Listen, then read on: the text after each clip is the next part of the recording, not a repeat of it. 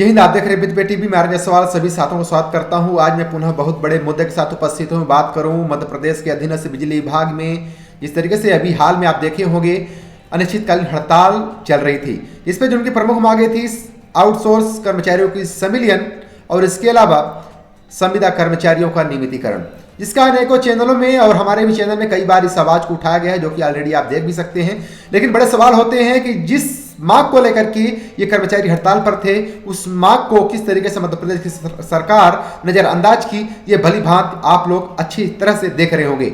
लेकिन मेरा एक छोटा सवाल है, क्या मध्य प्रदेश के अधीनस्थ जो कर्मचारी हैं या फिर आम इंसान है या फिर आम जन है, क्या सवाल करना या अपने हक की बात करना क्या मध्य प्रदेश के अधीनस्थ संविधान में उल्लेखित अपने अधिकारों का इजाजत नहीं देता है?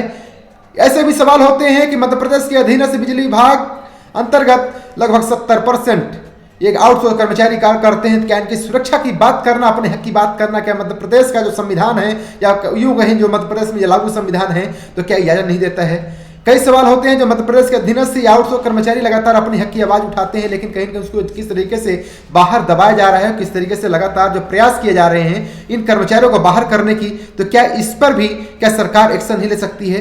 कई सवाल ऐसे हैं जो कहीं ना कहीं से पुनः मध्य प्रदेश के अधीनस्थ बिजली कर्मचारियों में पुनः एक बार आक्रोश देखने को मिला है। 8 फरवरी 2023 के दिन में जो संगठन के जो पदाधिकारी थे, इनके द्वारा एक बहुत बड़ा आह्वान मीटिंग के दौरान में किया गया है। ये कहीं ना कहीं से उज्जैन से लेकर के मध्य प्रदेश का जो राजधानी है वहां तक ये लोग आंदोलनरत यानी शांतिपूर्ण तरीके से ये पैदल मार्च करेंगे। इसके बाद भूख हड़ताल के लिए भी ये मजबूर हो गए हैं।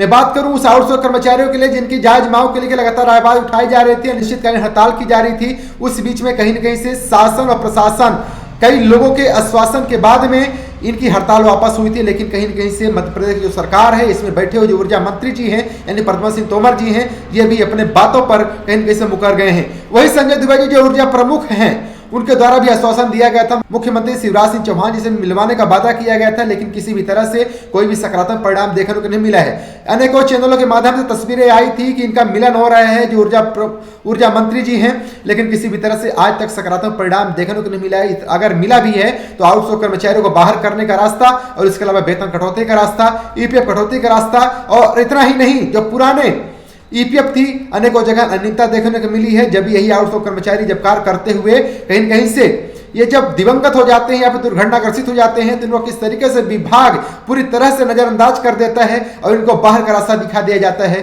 और ये इनको अपने हाल में ही छोड़ दिया जाता है। यानी अगर इनके पास अगर जमा पूंजी थोड़ी बहुत है, अगर घर में संपत्तियां हैं, उसको बेचकर दवाई करवाएं, अन्यथा कहीं न कहीं से ये स्वर्गवास हो जाए यानी भगवान को प्यार हो जाए, ऐसी तस्वीरें देखने को मिलती है। तो आखिर क्यों नहीं, अगर आउटसोर्स कर्मचारियों से अगर 70% अगर कार्य लिया जा रहा है, यानी पूरे विभाग में 70% आउटसोर्स कर्मचारियों द्वारा अगर जिम्मा निभाया जा रहा है, तो आखिर इनकी जो सिक्योरिटी पॉलिसी होना चाहिए, आज की महंगाई के दौर पर अगर वेतन होना चाहिए, आखिर क्यों नहीं?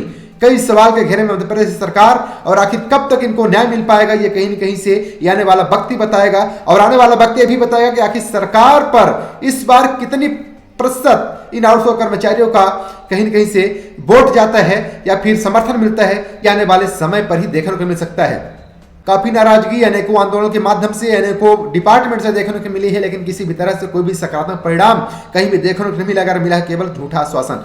अनेकों जगह में इतना ही जो आउटसोर्स कर्मचारी निकाले जा रहे हैं, तो ये तस्वीरें हैं, आप देख सकते हैं किस तरीके से उप केंद्र में ही ऊपर यानी आड़ में चढ़ करके अपने जान हत्या की भी बात की जा रही है, जो कि ये जो रिपोर्ट है ये दैनिक भास्कर जैसे बड़े प्रिंट मीडिया के माध्यम से देखने को मिल रहा है, जो कि आप तस्वीरों पर देख सकते हैं किस तरीके से ये आउटसोर्स कर्मचारी कहीं न कहीं से अपने माओ को लेकर के बाहर निकाल दिए जाने पर उसके विरोध के लिए कहीं न कहीं से ऊपर चढ़ गए, अपने जान हत्या की बात करने लगा, जिसपे से कहीं न कहीं से जो प्रशासन के लोग हैं वो आकर के समझाइश देते हैं। इसके बाद ये कर्मचारी नीचे उतारता है। इस तरीके से तस्वीरें पूरे क्षेत्र में देखने को मिल रही है। आखिर कब तक मध्य प्रदेश की सरकार जागेगी और कब तक मध्य प्रदेश की सरकार इनकी मांग को पूरा करेगी? चलिए तस्वीरों को करके आपका समझते हैं, कमेंट करके बताना भूलिएगा।